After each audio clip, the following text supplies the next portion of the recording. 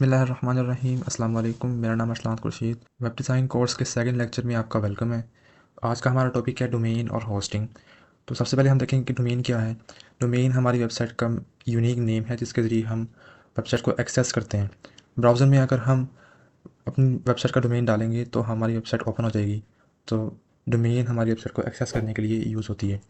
For example youtube.com, facebook.com। youtube.com अगर हम browser में डालेंगे तो यूट्यूब ही ओपन होगी। फेसबुक डालेंगे, फेसबुक वाली वेबसाइट ओपन हो जाएगी। डोमेन के दो पार्ट्स होते हैं। facebook.com, तो इसमें फेसबुक हमारी डोमेन का नेम है और .com एक्सटेंशन है।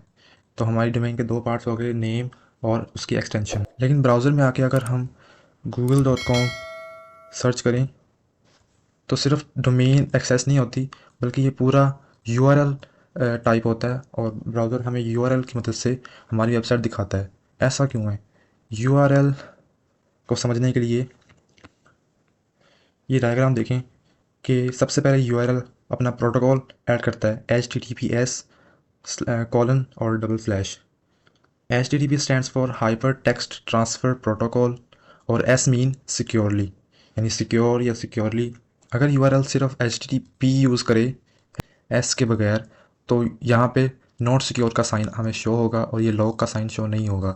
अगर एस के साथ हमारा यूआरएल एक्सेस हो तो लॉक ज़ाहिर करता है, तो लॉक ज़ाहिर होगा और हमारा एसएसएल हमारी वेबसाइट पे एक्टिवेट होगा। उसके बाद हम देख लेते हैं नेक्स्ट पार्ट हमारे यूआरएल का। तो वो होता है सब डोमेन या मेन डोमेन। अगर मेन डोमेन है तो मेन डोमेन एक्सेस होगी, तो अगर उसके पीछे सब डोमेन लगा सकते हैं, हम कोई भी सब डोमेन लगा सकते हैं। मीन्स के blog.pioneerdevs.com, तो ब्लॉग हमारी मेन डोमेन से पहले उसकी सब डोमेन है। ये सब डोमेन के बाद हमारा मेन डोमेन आता है। मेन डोमेन के बाद स्लैश लगाकर कोई भी फोल्डर आता है या पेज का पाथ हम कह सकते हैं, तो उस फोल्डर को हम स्लैश के बाद लिखते हैं। मेन डोमेन हमारा डोमेन नेम मेन ये है और ये वाला सब डोमेन है और ये हमारा प्रोटोकॉल है। ये हमारे पास डिफरेंट रजिस्ट्रार हैं, जैसा कि namecheap.com या name.com, godaddy.com। यानी ये टूल हमारे लिए डोमेन नेम सर्च करने के लिए और रजिस्टर करने के लिए यूज़ होते हैं। फॉर एग्जांपल यहाँ पे हम कोई डोमेन सर्च करते हैं, ये डोमेन नेम मैंने डाला है, तो इसके अगेंस्ट डिफरेंट एक्सटेंशंस के साथ हमारे हमारे पास डोमेन आ जाएंगी। तो .com के साथ अगर अवेलेबल है तो हम ये ऐड टू कार्ट करके परचेज़ कर सकते हैं।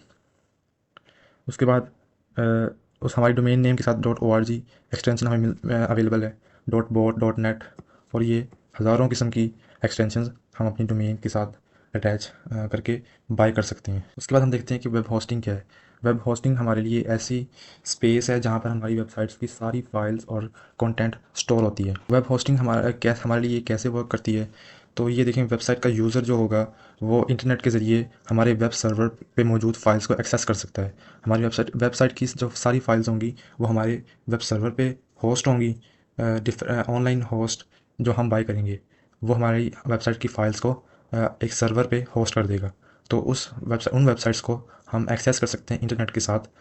कोई भी यूज़र या अगर हम अपनी वेबसाइट को डिज़ाइन कर रहे हैं तो हम भी उसी होस्ट की फ़ाइल्स को एक्सेस करके हम अपनी वेबसाइट बना सकते हैं। होस्टिंग की सर्विसेज देने के लिए हमारे पास डिफरेंट जो होस्टिंग प्रोवाइडर हैं उनमें सबसे टॉप पर है hostinga.com, जो कि मैं भी रिकमेंड करता हूँ। और उसके बाद dreamhost.com, इसको भी मैं रिकमेंड करता हूँ, बहुत अच्छी होस्टिंग ये प्रोवाइड करते हैं। नेमचीप भी एक अच्छी होस्टिंग प्रोवाइड करता है। होस्टिंगर पे आ जाते हैं तो bring your idea online with a website. तो वेबसाइट को हमारी स्पेस देने के लिए, होस्टिंग प्रोवाइड करने के लिए होस्टिंगर एक बेस्ट ऑप्शन है। तो यहाँ पर choose your web hosting plan, हम यहाँ पर आकर अपनी वेबसाइट होस्टिंग के लिए प्लान्स परचेज़ कर सकते हैं, जिनमें सबसे पहले आता है प्रीमियम, दूसरे बिज़नेस और तीसरा हमारे पास क्लाउड स्टार्टअप। मैं रिकमेंड करूँगा कि अगर आप अपना एक ब्लॉग स्टार्ट करना चाहते हैं तो बिज़नेस प्लान तो लाजमी परचेज़ करें। पाकिस्तान में hostinga.pk अवेलेबल है। hostinga.pk वेबसाइट पे जाएंगे तो आपको जो पाकिस्तानी रुपीज़ में जो प्राइस नज़र आएगी। अगर आप बिज़नेस प्लान ख़रीदते हैं तो सिर्फ 950 रुपये पर मंथ में आपको बिज़नेस प्लान मिल जाता है, जिसमें आपको अच्छी परफॉर्मेंस, यानी वेबसाइट आपकी जल्दी लोड होगी, अच्छी परफॉर्मेंस देगी। और उसके बाद आप इस होस्टिंग प्लान में 100 वेबसाइट्स को होस्ट कर सकते हैं। आपको वेबसाइट फाइल्स स्टोर करने के लिए 200 GB NVMe फास्ट स्टोरेज ये प्रोवाइड करते हैं, और डेली बैकअप्स, अगर आपकी वेबसाइट को कोई इशू हो गया है या अगर हैक हो गई है तो आप उसको उसके बैकअप को रिस्टोर कर सकते हैं। हमने SSL की बात की थी। ये जो लॉग मैंने कहा था कि HTTPS के साथ अगर हमारा URL एक्सेस होता है तो इस ये लॉग बन जाता है, तो इसका मतलब होता है कि हमारी वेबसाइट पे SSL सर्टिफिकेट जो है इंस्टॉल है। तो ये हमें अनलिमिटेड वेबसाइट्स के लिए SSL देता है। उसके बाद अनलिमिटेड बैंडविड्थ देता है। बैंडविड्थ क्या है कि हमारी होस्टिंग की फ़ाइल्स हमारे यूज़र तक एक्सेस होती हैं, तो वो ट्रांसफ़र, यानी हमारी वेबसाइट की फ़ाइल्स जो ट्रांसफ़र होती हैं, जितनी जितनी बार ट्रांसफ़र होती हैं वो सब काउंट होता है। वो MBs या GBs में काउंट होता है। तो वो अनलिमिटेड GBs के लिए हमारी बैंडविड्थ होती है कि जितनी मर्ज़ी बार हमारी वेबसाइट एक्सेस हो सकती है, यूज़ हो सकती है इस होस्टिंग से। ठीक है। फ्री ईमेल देते हैं हमें हमारी डोमेन नेम के साथ, जैसे contact@pioneerdevs.com। फ्री डोमेन देते हैं हमें 3000 रुपये की वैल्यू वाली फ्री डोमेन भी देते हैं इस प्लान में। और फ्री CDN के बारे में हम नेक्स्ट लेक्चर में बात करेंगे। आने वाले लेक्चर में CDN stands for content delivery network, इसके बारे में हम डिटेल एक लेक्चर होगा हमारा। इसके बाद हम देखते हैं types of web hosting. Web hosting की मेन टाइप्स, जिनमें shared hosting, VPS hosting, dedicated hosting और क्लाउड होस्टिंग। ये नीचे वाली वेब होस्टिंग इतनी इंपॉर्टेंट नहीं है, आपके लिए सिर्फ इंपॉर्टेंट है शेयर्ड होस्टिंग, ये ऊपर वाली 4। शेयर्ड होस्टिंग ऐसी होस्टिंग है जो इस इमेज से ज़ाहिर हो रही है कि एक सर्वर है, उस पर डिफरेंट वेबसाइट्स हमारी होस्ट होंगी। उसके बाद VPS हमारा सर्वर एक ही होगा, लेकिन उसमें उन्होंने हमारे लिए वर्चुअली मशीन्स हमारे लिए डेडिकेट कर दी होंगी, जिनमें अच्छे रिसोर्सेज होंगे हमारे लिए, रैम अच्छी होगी, और दूसरी वेबसाइट हमारी वर्चुअल मशीन में होस्ट नहीं होगी। उस होस्ट में सिर्फ उस मशीन वर्चुअल मशीन में सिर्फ हमारी वेबसाइट ही होस्ट होंगी। डेडिकेटेड होस्टिंग, हमारी वेबसाइट पूरे सर्वर पे सिर्फ हमारी वेबसाइट्स ही होंगी। डेडिकेटेड सर्वर थोड़ी महंगी होती है क्योंकि हम उनका पूरा सर्वर परचेज़ कर रहे होते हैं।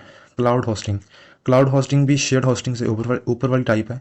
इसमें हमारे रिसोर्सेज यानी रैम, हमारी स्टोरेज हमें बेहतर मिल जाते हैं, और ईमेल होस्टिंग और बाकी डिफरेंट रिसोर्सेज हमें अच्छी परफॉर्मेंस और बेहतर होस्टिंग मिल जाती है। नेक्स्ट लेक्चर में हम एक होस्टिंग बाय करके उसमें वेबसाइट्स को कैसे होस्ट करते हैं, हम डोमेन को अपनी होस्टिंग के साथ कैसे कनेक्ट करते हैं, वो देखेंगे। उसके बाद हम देखते हैं कि DNS मैनेजमेंट का सिर्फ हम ओवरव्यू लेंगे। हमारे वेबसाइट डिज़ाइन कोर्स में सिर्फ ये इतना इम्पोर्टेंट नहीं है, लेकिन इसकी हाउ नाउ आपको होनी चाहिए। इसके लिए मैंने इसका ओवरव्यू सिर्फ आपके लिए किया है कि DNS मैनेजमेंट क्या है, कि हमारी डोमेन और होस्टिंग के दरमियान जो कनेक्शन प्रोवाइड करता है वो उसे हम कहते हैं DNS मैनेजमेंट सिस्टम। यानी domain DNS stands for domain name system. ठीक है। तो हमारी वेब होस्टिंग भी इसके साथ कनेक्ट होगी। हमारी ईमेल होस्टिंग, जिस पे हमारी ईमेल्स आती और हम अपनी कस्टम ईमेल बनाकर सेंड करते हैं, हमारा CDN भी इसी सिस्टम के साथ कनेक्ट होता है, और अदर सर्विसेज भी इसी के साथ कनेक्ट होती हैं। जो हमारा डोमेन रजिस्ट्रार है, हमारी होस्टिंग के साथ कनेक्ट होकर हमें हमें एक यूनिक IP देता है। लेकिन जैसे जब भी हम इंटरनेट पे कोई चीज़ यूज़ करते हैं तो हमारी डिवाइस या हमारी सर्वर, उनका यूनिक IP एड्रेस होता है, हमारे इंटरनेट का यूनिक IP एड्रेस होता है। तो वो डोमेन असल में हमारे उसके बैकएंड पे IP यूज़ हो रहा होता है। तो वो IP के ज़रिए IP कौन सा होता है, IP हमारे वेब होस्टिंग सर्वर का होता है। तो डोमेन हमारे होस्टिंग के IP सर्वर को ट्रांसलेट करता है ताकि वो ह्यूमन रीडेबिलिटी हो। अब इंसान तो यही याद कर सकता ना कि डोमेन मेरी KLG 198432778 ये डोमेन है, तो इस तरह याद नहीं रख सकता। तो उसके लिए हम मतलब नेम चिप से ये डोमेन परचेज़ करते हैं। ये डोमेन हम अपनी वेब होस्टिंग के साथ कनेक्ट कर देते हैं। तो जब भी हम ये वाली डोमेन ब्राउज़र में डालेंगे तो पीछे से DNS सिस्टम हमारा इस IP को ट्रांसलेट कर देगा। ट्रांसलेट करके हमारी होस्टिंग पे जो हमारी फाइल्स या वेबसाइट की फ़ाइल्स होंगी वो हम तक, हमारे ब्राउज़र तक पहुंचा देगा। तो ये था आज का लेक्चर। उम्मीद है आपको सब कुछ क्लियर हो गया होगा। अगर फिर भी आपको कोई क्वेश्चन है तो आप कमेंट सेक्शन में पूछ सकते हैं, या अगर आप वेबसाइट पे ये कोर्स कर रहे हैं तो आप क्यूरी सेक्शन, कमेंट सेक्शन में आप क्वेश्चन कर सकते हैं। मिलते हैं नेक्स्ट लेक्चर में, तब तक के लिए अल्लाह हाफिज़।